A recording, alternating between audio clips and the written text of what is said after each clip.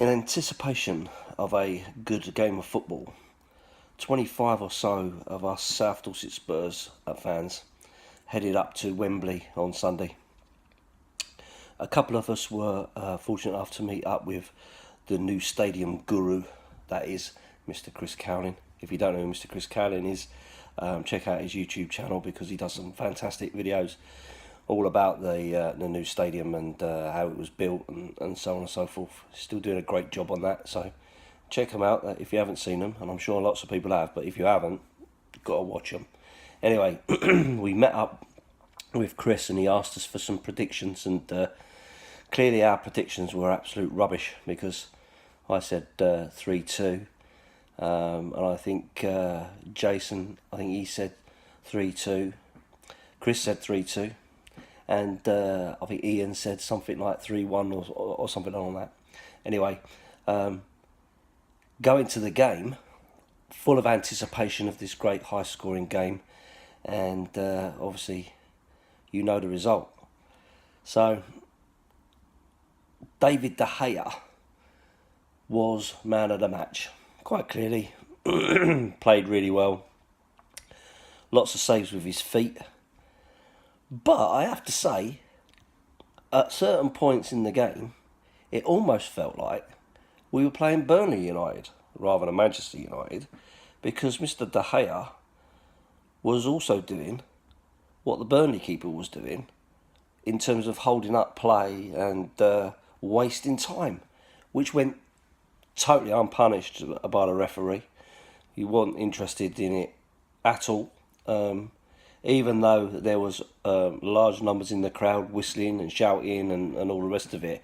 So he must have known what was going on there. You would think that he would kind of give it a glancing look, but clearly that wasn't the case, and he wasn't prepared to do that. But ultimately, we had lots and lots and lots of chances, but David De Gea saved lots and lots of those chances with his feet. It was almost like everywhere we put the ball, that's where he was. His positioning was great, and they managed to get away with it. It's interesting, really, to note that if I'd have said to you a few games ago, well, not so much a few games ago, probably at the start of the season, if I'd have said to you, I'll tell you what, when we play Manchester United and Moussa Sissoko goes off, we're going to struggle. You'd have all said, you're crazy. I'd have said that I was crazy. Because to be fair, who could see that transition from the player that we've had to the player that we've got now? He's a big miss. And he's almost one of the first names on the sheet now.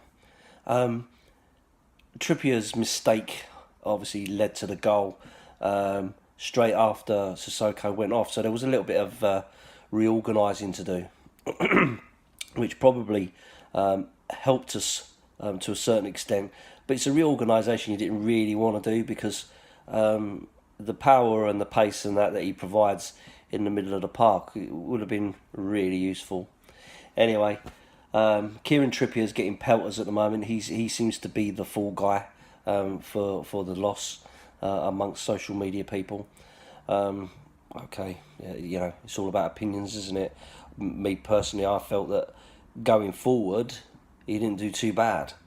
Going in the opposite direction is obviously where he let us down, which is really weird when you consider the game before his defensive performance was far better than his attacking performance. It just seems to me that he can't put the two together. But hey, you know, like I said before, I'm no coach. I don't know. I just support the team. I don't like to blame individual players. I don't like to blame the coaches and that kind of stuff. I see it as very much it is what it is in terms of the game. Sometimes you can look at things and say, maybe we should have done this, maybe we should have done that. So for me, the one thing that I thought that we maybe should have done was brought Llorente on earlier. Granted, he was given a good 10 minutes, as opposed to the normal 2 or 3. But when he came on, he did look quite hungry. I don't know, maybe he's trying hard for a move somewhere, get a few extra pound notes in his pocket. I don't know. but he did seem to mix it up a little bit, and it did seem to rattle them slightly. We were chucking balls into the centre. There was no one really to mix it up and to win those headers and stuff like that, knock down for for Kane or for Ali or whatever. So I felt that he offered us something, and out of all of the other strikers that we've had, the Soldado and the Dutch lad whose name escapes me at the moment, he seems to be the one who's different enough to offer us something.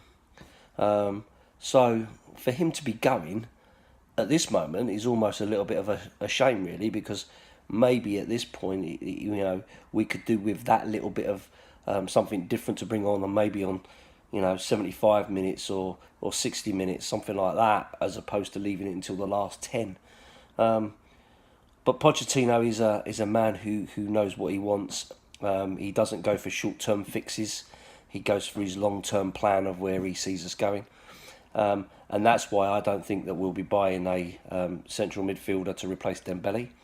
And I'd like to say at this point, good luck to Moussa Dembele. He's been a great servant to the club, one of the best players that we've had for a long time, and very underrated overall. And I wish him all the best in China if that's what his heart desires. I bear him no malice, and I will always count him as one of those players that could come back at any time, and we'd always welcome him with open arms.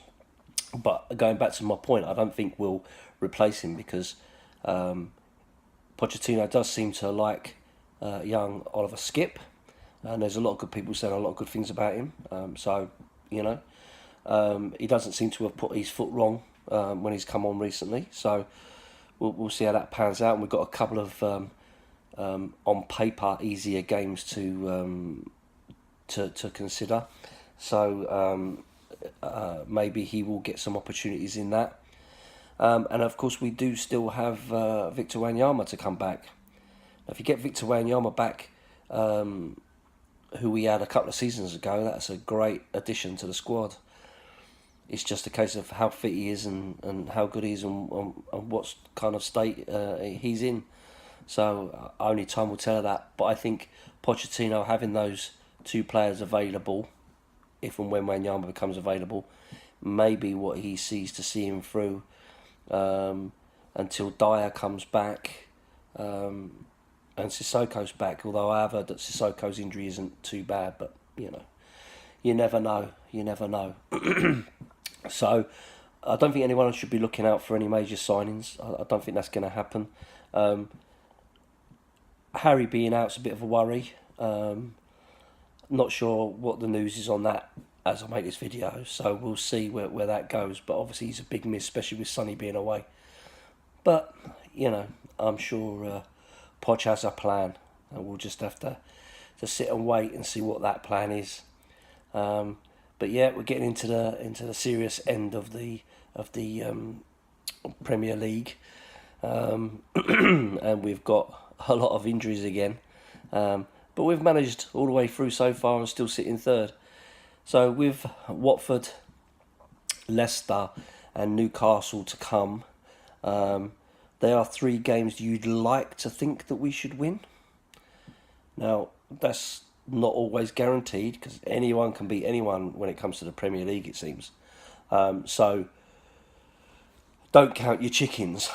But if we win those games, then that keeps us in a solid performance, keeps us in the hunt for a top 4 spot. I've personally never said that we'll win the league. Don't think that's an option with not spending any money and that kind of stuff. So, we'll see where it takes us. But ultimately, disappointing game on Sunday. It was a good day, but a disappointing result. The football kind of spoilt it. Great atmosphere, which was really good to see. That's going to be a problem against Watford, I think, and certainly Newcastle. A 12:30 start for Newcastle fans. That's shocking, but that's TV. That's what they decide. So ultimately, it is what it is. So just a quick update. I hope you all enjoy. and I'll speak to you later. Up the Spurs.